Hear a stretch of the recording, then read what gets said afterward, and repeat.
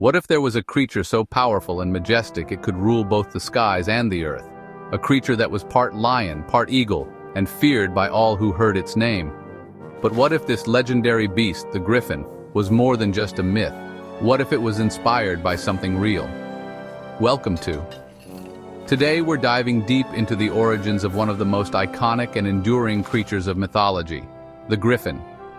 The Griffin, a creature with the body of a lion and the head and wings of an eagle, has fascinated human imagination for thousands of years.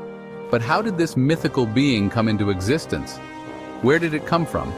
And what inspired ancient people to create such a creature? To uncover the truth, we need to journey back in time to the heart of the ancient world. Our story begins in the vast, wind-swept deserts of Central Asia, where the roots of the Griffin myth may have first taken hold.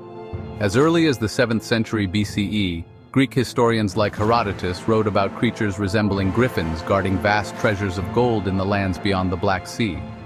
These mysterious lands were home to the nomadic Scythian tribes who spoke of fierce creatures that protected their gold from treasure hunters. But was there any truth behind these tales? According to modern historians and archaeologists, there might have been.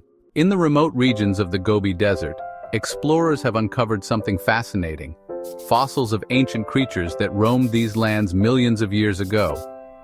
Could these fossils have been the origins of the Griffin legend?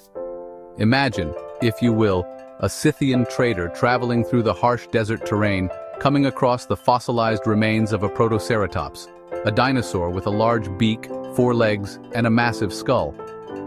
To the untrained eye, these bones could easily resemble a creature with the body of a lion and the beak of an eagle.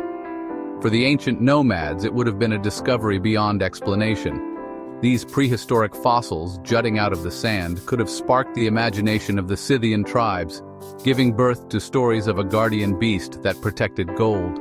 After all, finding these ancient bones in close proximity to gold-rich areas would have fueled the belief that such creatures were protecting their treasures.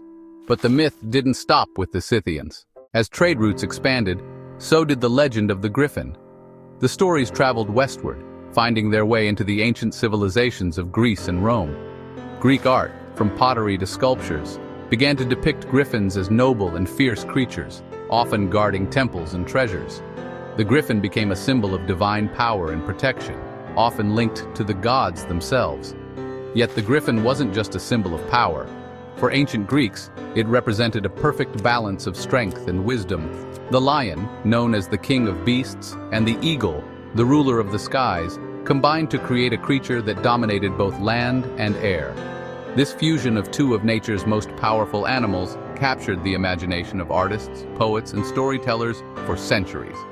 But there's another layer to this myth. As the legend of the Griffin spread, it took on different meanings across various cultures. In the Middle Ages, griffins were seen as guardians of divine secrets and were believed to possess healing powers. They became popular symbols in heraldry, representing courage and nobility. Knights and noble families proudly displayed the griffin on their coats of arms, signifying their strength and honor. Yet despite its popularity, the griffin remained elusive. Unlike other mythical creatures, such as dragons or unicorns, there were no clear stories or origins for the creature, only fragments of myths scattered across time and geography. This mystery only added to its allure. So, did the griffin ever truly exist? Most historians believe the myth was born from a mix of fossil discoveries, cultural exchanges, and human imagination. The ancient people, coming across the skeletal remains of creatures they could not explain, filled in the gaps with stories that transcended reality. In a world where the line between myth and reality was often blurred, the griffin became a symbol that stood the test of time. Even today, the griffin lives on in popular culture, from literature to films, embodying the timeless qualities of strength, wisdom, and protection. But now, as we look back, we realize that this legendary creature may not have been entirely born from fiction. It was, in fact, the product of our ancestors' encounters with the mysteries of the natural world, their attempts to make sense of the unknown, and their boundless imagination.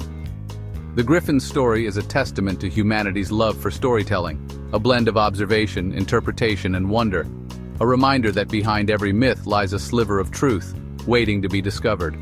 Thank you for joining us on. If you enjoyed this deep dive into the origins of the Griffin myth, don't forget to like, subscribe, and hit the notification bell for more stories from the distant past. Until next time, keep exploring the epic journeys of history.